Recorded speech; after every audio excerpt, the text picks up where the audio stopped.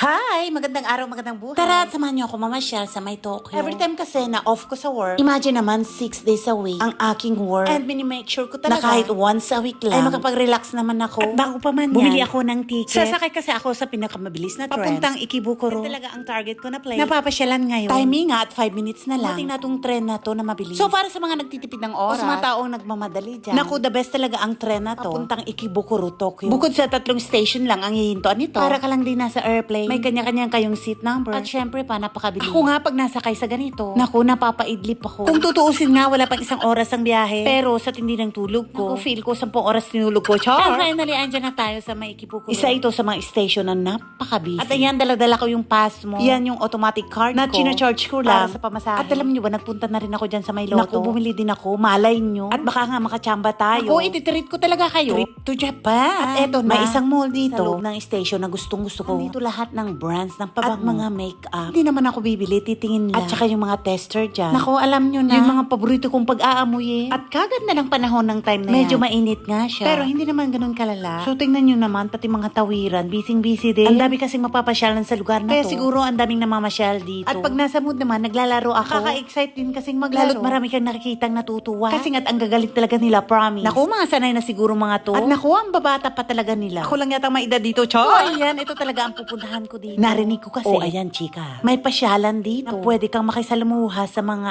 aso. Yes po, isang dog cafe. Naku, sa labas pa lang. Tuwa na ako at nakikita ko na yung mga aso. First time ko kasi magpunta sa mga ganito. At marahil mababaw din lang kaligayahan ko. Dito kasi sa Japan, ko nakikita ang mga mahihilig sa mga aso. Kaya siguro may mga ganitong pasyalan. Para ma-feel mo ba kung dog lover ka ba? Or talaga lang gusto mong makita sila. So ayan, sa tulad kong first time, i-explain naman sila yung rules and regulations. Tuwang-tuwa nga ako, may mga pictures dyan ng mga aso. At yan daw yung mga nasa loob. At yung kanilang mga birthdays. At yung mga pangalan din nila nandyan. So habang ini-explain naman yan, piliin ka rin kung ano yung gusto mong ipakain sa kanila. Yes na yes, bibili ka ng pagkain. So marami ka rin pagpipilian. At depende na rin yun sa presyo ng pagkain na ibibigay mo. So after ng negosasyon, ay sus, negosasyon daw. Ayan, pinatuloy na tayo. Bibigyan ka rin ng locker mo. Kung saan naman ilalagay mo lahat ng gamit mo. Nakakatuwa. Sa gate pa lang, sumasalubong na sila sa'yo. At nako, tingin na sila sa daladala mong pagkain. Hindi ka pa nga nakaupo. Nakasunod na sila sa'yo. Yun talagang lumapit sa akin. Gusto ko kasi mahilig ako sa mabalahibo. At talagang dalawa pa sila. Pagkaupo ko pa lang, umandong na talaga sila sa akin. At hinihintay talaga nilang pakainin ko sila. At kahit nakamas naman ako, o diba kita yung excitement sa mukha ko. Hindi ko matanggal yung mask kasi nga't may allergy ako sa balahibo. Inaalala ko kasi, pag bumahin ako, matakot yung mga aso sa akin. At ito talaga yung part na natawa ako. Kako nga't iiba ako ng pwesto. Para naman maiba yung mga aso na pakakainin ko. Umiba nga ako ng pwesto. Naku, sumunod din sila agad sa akin. At wala na talaga akong nagawa dyan. Ang ganda nga pala ng lugar na to. Bukod sa malinis at saka maluwag, wala ka talagang maaamoy na kakaiba. Iisipin kasi natin na maraming aso dyan ay iba yung amoy. Pero hindi, maling-mali po. At saka gustong-gusto ko rin yung kanilang background music. Nakaka-relax masyado. At ito talaga yung pinakamakulit sa lahat. Abay talagang ayaw nang umalis sa tabi ko. Sabi siguro, hanggat di ubos yan. Ako bahala, charis. May mga ibang aso din na lumapit sa akin. So ayan, napakain ko rin sila. At tulad nitong napaka-cute din talaga. Kaya nga po pala may mga diet ding aso na hindi mo pwedeng pakainin. Meron din palang ganun. Diet daw. Malalaman mo rin kasi pag diet yung isang aso, meron siyang pulang ribbon. So strict talaga sila. Hindi mo pwedeng pakainin. At itong isa naman to, ako nagpapakadal sa akin. Talagang napakaliit niya. At gustong-gusto siyang himasin. At para talaga silang baby din, nagpapakarga. Naisip ko nga, ano kahit bumili din ako ng aso. Kaya lang, wala kasi ako lagi sa bahay. At busy naman sa katatrabaho. Lamang wala siyang kasama lagi. Pero okay na rin yun. Kasi sa Pinas naman, meron na rin silang alagang aso. At konting storytelling lang. Kapapanganak lang nung aso na yun. Binili na namin kaagad. Naghintay pa nga kami ng ilang weeks bago namin makuha yun. Kasi may mga papeles pa na dapat ayusin. Tsaka nakadepende pa sila sa nanay nila. Ako nga na-excite nang kukunin na yun. Kasi diba naman, first time din namin magkaroon ng aso. At tsaka yung mga anak ko, may mga allergy din. Tulad ko, uy! Pero dapat sanayin din sila paunti-unti. At para naman daw ma-immune, uy! Ganun ba yun? Pero as of now, okay naman sila. Tsaka yung kinuha naming aso, di naman mabalahibo. O siya, tama na yung kwento na yan. Uwi na ako. Bye!